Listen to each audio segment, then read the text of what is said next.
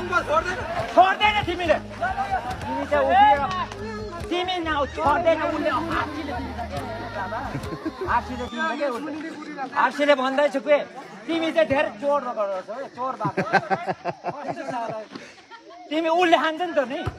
first कोन बार साइला न नमाइला के यता उठाइदैन दाँतमा त्यो चोर बाख्रा रे त्यो चोर बाख्रा तिमीलाई त्यो चाहिँ